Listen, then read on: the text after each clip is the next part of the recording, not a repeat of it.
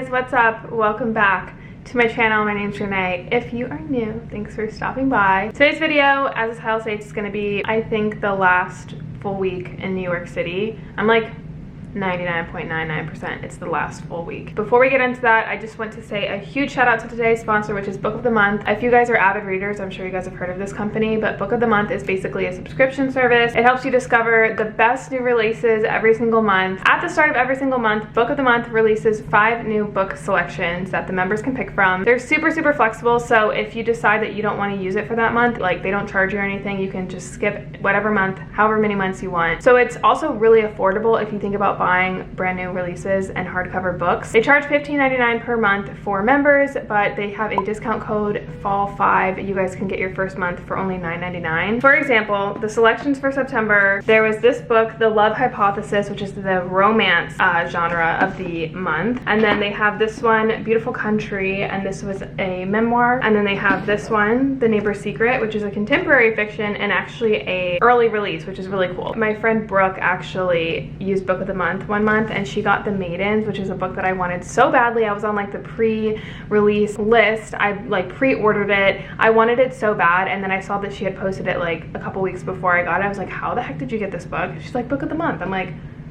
and then this one is The Sweetest Remedy. So this one is another contemporary fiction. Which one did I pick? What genre did I pick? It comes in this little blue box. And I chose, of course, the thriller. This one is called Rock, Paper, Scissors. 10 years of marriage, 10 years of secrets, and an anniversary they will never forget. Think you know the person that you married? Think again. Just right up my alley. And then they gave me an add-on, which is pretty cool. So this one is a Lisa Jewell, The Night She Disappeared.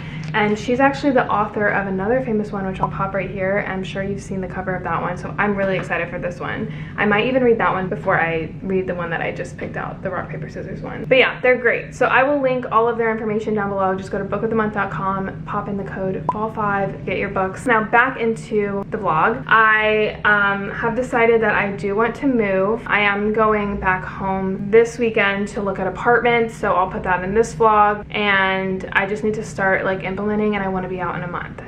It's very quick, I know. We'll see if we can do it, but I need to like plan out my week. It's Monday right now, so I typically do that on Sundays, but I just didn't have time this weekend. So I'm gonna sit here real quick and plan out literally my crazy hectic life.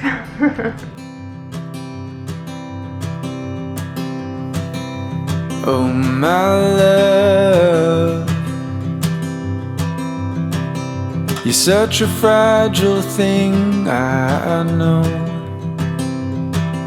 And with the winter comes the ice, the snow, but I'm here to hold. Alright guys, so I just planned out pretty much my whole week. I ended up just doing 3 habits this week because I have a lot of stuff that is on my mind that I just need to focus on, like just main things, you know, nothing too crazy. Soul, Bible reading / listening to sermons. I want to do like a journaling challenge for myself this week, and then I'm gonna like move my body. I didn't put out what workouts I want to do this week just because, again, I don't like, my days are so weird right now that I'm just gonna work out what I want to do that day. I'm trying to keep it as simple as possible. And then I have like the 4 videos that I'm focusing on right now in order, so nothing too crazy. And then I ended up putting like an apartment moving checklist thing that I need to figure out. Moving is freaking crazy. Like, you forget things, like things pop in your mind, so it's always nice to put like to-do lists and things that you need to like figure out, have a place when it does pop in your mind to write it down, you know. So yeah, I need to, here's my apartment moving checklist. I need to find an apartment, which we're gonna figure out. Excuse, I have so much going on. My AC's on, my freaking laundry's on. I need to like undo my apartment. So I have like paint here in my bedroom. I have wallpaper up there I need to figure out. I actually already canceled my membership for my gym this morning. That's like the first thing that I did, like plan of action that I took. So it was kind of crazy. But yeah, I have a storage unit here I need to figure out, movers, all that stuff. I'm going to be selling my furniture, which I'll figure out a little bit later, but I'm not thinking about that right now. And then hand in my keys. I think I've decided I'm not going to do like the co-signing thing. If you guys are follow my Instagram, someone had asked me like a moving update, and I basically said on there that I was moving. I have 2 options for my apartment here in the city. I can either, 1, hand in my keys and then pay rent until they rent out my place, which is super risky, but I heard that my type of studio, an alcove studio, is really rare in the city, so I feel like they can rent it out pretty quickly. or I can find a co-signer. But if I find a co-signer, it's going to be a whole freaking hassle. And then if and when I find somebody, I'm still reliable and I'm still on the lease. So like if they burn down the house, if they do drugs, if they like literally leave, it's like still up to me, and it's just like annoying if I'm in a different state. I think that would be a good option if I was moving in the city, but because I want to move back home to Florida, like having to deal with that like within a different state is just too much for me to handle. That list is gonna grow, but I also have like a post/figure out. I need to find a car, which we'll figure out when we're in Florida. My health insurance is in the city, so I have to figure out that. I get like treatment here for a autoimmune disorder that I have, so I have to figure that out. My mail, like all my PR and stuff, there's an option. Like when I find an address that I'm moving to and I sign a lease or something, I'm gonna like have to move all my mail, forward it going there. And then I have like payments and stuff that I put in, like the Wi-Fi, like utilities, all that stuff. Like it seems really stressing, but you know, it'll keep me busy. It's just weird because, I don't know, this is my first time actually talking about it with you guys, but yeah, oh fuck. There's just so much going on right now in my life that I'm not trying to get emotional, but I just have a lot going on right now in my life, and it's just such a weird time that it's just so unknown. And this is the first time I've ever moved somewhere where I'm like not like excited about it. Not that I'm not excited, like I'm really excited to go back home and like be close to my family, but there's just so much that is changing in my life that is so scary. And I'm thankful that I can express my feelings here with you guys. It's like free therapy for me. It's like a little diary, and hopefully one day I can look back at this time and be like, oh my god, like little did you know, so much is about to happen. But yeah, it's crazy. Like I can't believe I'm actually moving. There's just so much in the city right now that is going on that I just cannot handle. I literally prayed. I was so, you guys remember, I was like back and forth every day, like do I stay here, do I not? And then something happened where like it was very clear that I needed to move, and I feel like that was like my signal from God to be like, you don't belong here, like there's nothing for you here. And it's weird to me because this apartment is like the worst time of my life, like the worst. I'm gonna get fucking emotional. But if you guys followed me like during, you know, the pandemic, I think you understand why. This was a place that I had so high expectations for, like so high expectations. I was like, oh my god, like I had never thought that I would ever make a move to the city. Like it wasn't something that I dreamed about forever. Like it just was something that made sense for me in the moment. And little did I know, my dad would pass away. Little did I know, you know, there's a pandemic, and you know, I was alone here. So this has like a special place in my heart. Like do I ever want to be back in this space? No, because I think it resembles like a really, really tough time in my life. And I think it was necessary though. There's a lot of things that have been like understood. Like I went through so much thinking here. And you know, thinking is really tough. It's really hard to be alone with just like you and your thoughts, and it's a scary thing to kind of confront. And I think a lot of people during COVID had that moment where they kind of just had nothing to distract them, and they were forced to live with the lives that they built for themselves, and they decided like either I like it or I don't like what I've built for myself, and they decided to change it. And I think that's just where I'm at right now. I'm just like not in the right place here. Like this is not where I'm supposed to be, and it was where I was supposed to be, I think, because I had a lot of like time, like I said, to process and grieve and come to conclusions in my life. And now it's time to start implementing these actions and taking necessary steps to this new life. And it's just crazy. It's nuts. Like I'm so done. Like I feel like I'm already in the mindset of like a new apartment. Like I feel like this isn't even my home anymore. Like you know that feeling when you're making a big decision, whether it's a move or like you're quitting your job or something, or the last day of school, like you know that feeling where you're just like, oh my god, it's done, but like you're still there, but you just feel like you've completed that stage in your life. Like that's how I feel right now. Anyway, I'm gonna work a little bit. I have to edit this video. And yeah, we have a lot of stuff going on in this vlog. I have a feeling this vlog is gonna be very long, which is good for you guys. I know you guys like long vlogs. Let's see if we can make it an hour. Can you imagine? Oh my god, editing Renee is probably like, oh my god, girl, don't.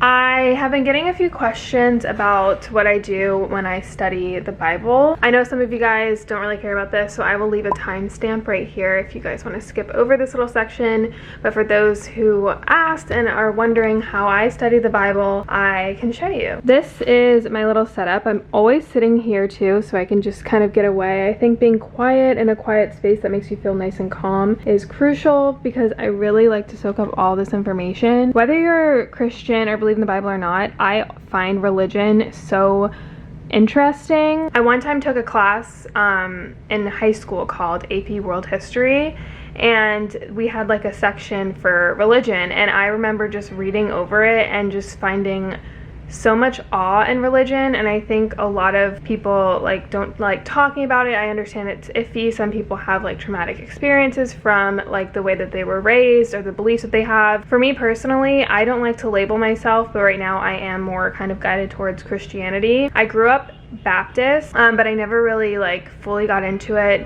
I remember in high school I got into it because I was in a really bad car crash, and there's like all these stories. I can do like a whole video about this if you want. It's crazy. And then I slowly but surely kind of like guided away from it just because I questioned a lot. Like my mom raised us like going to church and stuff. My dad is a very logical person, so he never really got into religion and like didn't believe that kind of stuff. He's more of like a science guy. So I kind of had the best of both worlds, and I think that religion gets iffy when people start like preaching and trying to like convert people without like letting them come to them, if that makes sense. And for me, that was like a journey that I went through in 2020 where I kind of just fell into Christianity, and it's been really good for me. And reading the Bible is really interesting. It has a lot of like life lessons, and whether you believe in God or not, I think that you can get so much out of the Bible. I kind of try not to talk about religion because I think religion is such a personal journey, and no one should tell you how to live your life, just whatever makes you feel good or whatever makes you feel best. But to me, I have just felt God's presence so much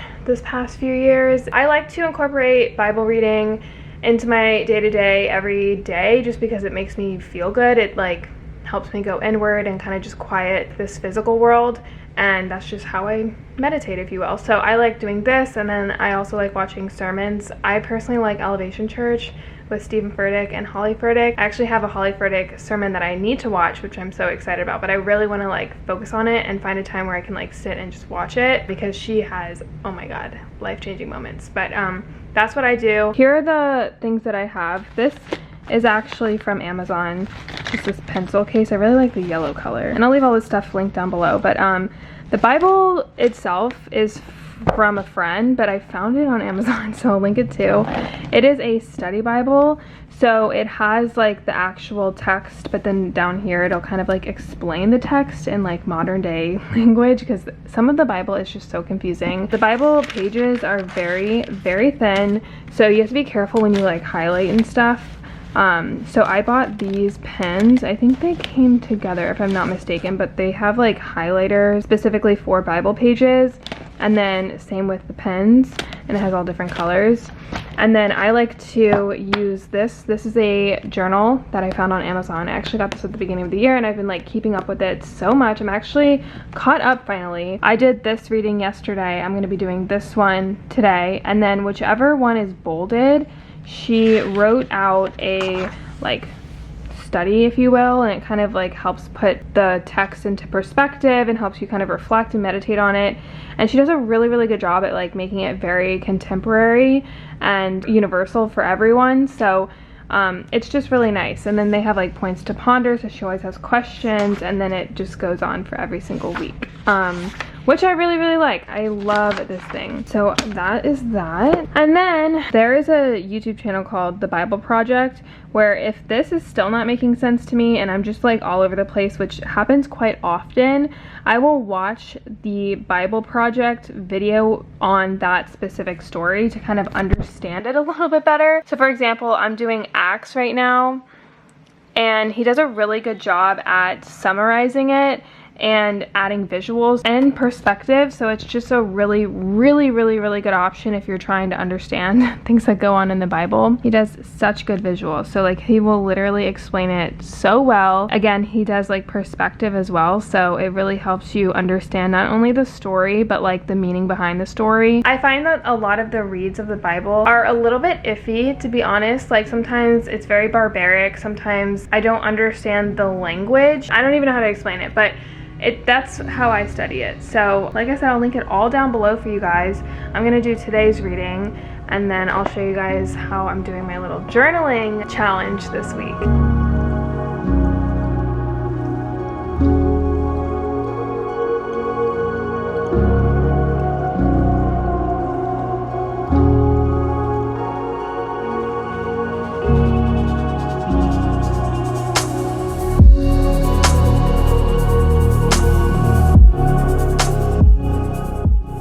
I've just been doing a lot of reflecting lately. I have a lot on my mind, so it's really important for me to stay like mentally sane. It's just really nice to journal out and just reflect, and I love prompt questions, if you will. I can't just sit there and like write a diary entry and be like, today we did this. Like, no, I like to have like some sort of prompt. So the prompt that I have for myself this week is 3 things that I'm grateful for, 3 people to send love to, and then 3 things to manifest or ask for. I feel really good after I do that, and I just feel really nice and on track mentally, if that makes sense. Like I'm focusing on good things, happy things, and just things that feed my soul, and focusing on just the good in life, you know? It's nice to have a little quiet space in your life every single day, and that's just like my little me time. I'm actually filming a night apartment tour tonight, so I need to clean up a little bit. It's almost like I have company over when I film apartment tours, because I feel like I'm showing you guys, like I want it to be nice. I put candles on,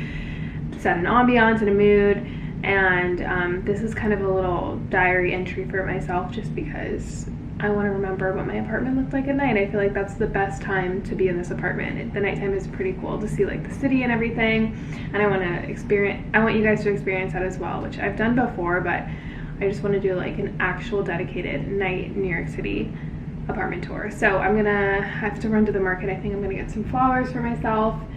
Like I said, I have company over, so just kind of clean and make things look nice before I film. We also have like a lot of rain coming this week, so I'm trying to get this done tonight before it rains. Hopefully it won't rain.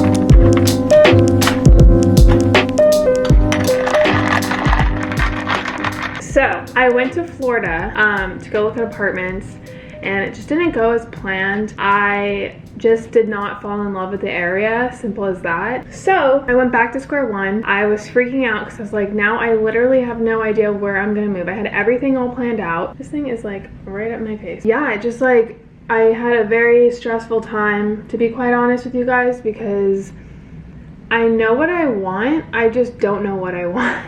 What's happening? Hi, what is my life? But then I came to this realization of another area that I really like in Florida, because my problem is I would love to go live with like my mom in her area, but it's a very settling down area, and I'm just not ready for that just yet. And like I said, the market right now to buy houses in Florida is just so crazy, and honestly would be dumb in terms of like the money that I'm spending. And there's nothing around that area except my mom. It's the area I grew up in, and to me, like going to that area, there's a lot of like feelings in that area. It's like a chapter I've closed in my life, yet I want to be over there because it's my home. So I found a kind of happy medium where there's a place nearby. It's like a little bit of a younger crowd.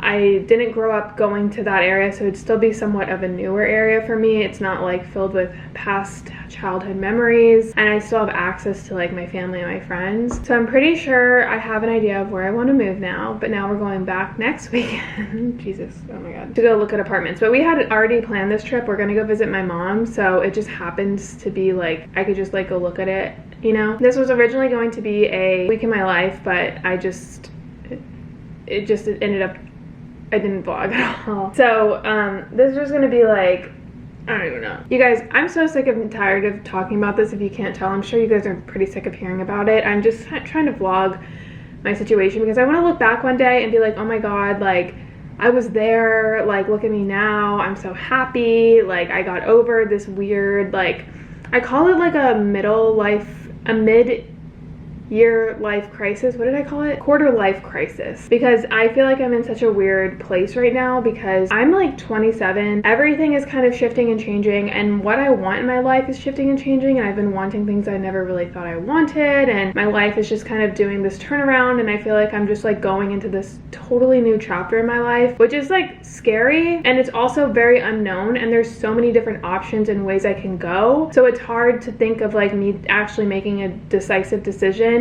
to go one specific way because I feel like there's so many good opportunities for me to like live other different types of lives, but picking and choosing the right route, it's like I have to say goodbye to all the other opportunities that could also give me a really good life, you know? Does that make sense? I read an article on Medium, and let me tell you, it was everything I was thinking about. It says, you're in the middle of your journey, whatever that may be, a career, school, parenthood, travel, business, new goal, new relationships. You're amid dozens of journeys, it seems, yet you're unsure about something. You've hit a dead end, you have a pit of uncertainty, you feel like you're just floating, you're trying to make sense of it all. You haven't even begun the journey. There's an endless sea of decisions. A few things can happen. You can feel very anxious, directionless, overwhelmed, agitated, restless. Literally. Why? Because you know there's so much to do, so many possibilities that you do nothing or very little. But why? You try to optimize a decision so profoundly. You try to think about every possible outcome. You spend weeks, months, years thinking about the right choice, only not to make a decision and postpone your journey a little bit longer because God forbid it turns out to be the wrong decision. Wrong because you want a lot of things and you don't like choosing. And I just feel like a lot of people my age tend to feel like that. It's just like a period in your life where you literally are, like I said, kind of going into this new phase of being an adult. The article was saying that you have to like think about what you know for certain of what you want. Take actions that align with that certainty. You know, there might be all these options, but what do you know for certain? And I've kind of like done that. And you know, I love the city, and I feel like, again, I'm a broken record at this point, but I don't know, it just resembles such a different period in my life, and even though I had expectations for it, it totally went the different opposite way. I don't see myself being happy if I were to stay here. I'm definitely moving. I'm like excited to move, but at the same time, when you go from like a city like New York and the opportunities here and everything like that, and then go over to like where you're gonna move, it can be a little bit like, what the fuck am I doing? Like, why would this is boring. Like, nothing is as vibrant or exciting as when you move to the city. So when you compare the two and you go from one to the other, you feel like you're almost like giving away a really cool life. It's almost like I have like a pride in a way of being able to move here and being an influencer, like I hate that word, like a YouTuber. I hate that word even worse. My job. And it's just like a really cool thing. And then when you are like, oh, I'm moving back, and you're moving back to your hometown, it's almost like, did you fail? Like, no, I didn't fail. And it's also like, why are you doing this? And again, you have to think of things that you know for certain. I know for certain that I want this specific thing, and this way I want my life, and I know that I'll be happier this way. It's just kind of like an ego trip to like move from the situation of where I was and like the expectations I had. But there's so much more that goes into the story, like COVID and the way that this world is working right now. Like, it's just not the same, and I feel like it's my guiding me to where I'm supposed to be. So bottom line is that we're still apartmentless. I did not film the apartment tour. We're back to kind of square one where I don't really know, but I have an idea of where I want to go, and we're going to tour the apartments, I think, in a separate vlog. And this is not going to be a week in my life. It's just going to be a few days, I guess. That's the situation. Also, I need to go through like all my furniture and figure out what furniture I want, what furniture I don't. I know for a fact I'm gonna sell my couch. I'm gonna give you guys first dibs. If you guys want and live in the area, there's an app that I'm gonna leave down below where I'm gonna be selling some of my furniture. I love this couch. I just think it wouldn't look that great in a Florida apartment. Like Florida's a totally different vibe. I don't know, I love decorating and I love buying new furniture, so I might even sell that front buffet up there. I think I'm gonna be selling this dining table. It's a small table and then these things like go down. I think I might sell my desk. Do I want to sell my desk? My office chair maybe. I'm gonna keep my bed. Do I want my fireplace? I might sell my fireplace. I'm just trying to get rid of as much stuff as possible because I don't want to bring too much stuff. I might sell some art pieces on there. Yeah, just go down below and all the stuff that I'm selling will be up down there and you guys can buy it if you want. But yeah, that's my life. So bad to lose something I never had, never had. Are you a memory, lucid dream? Pinch me.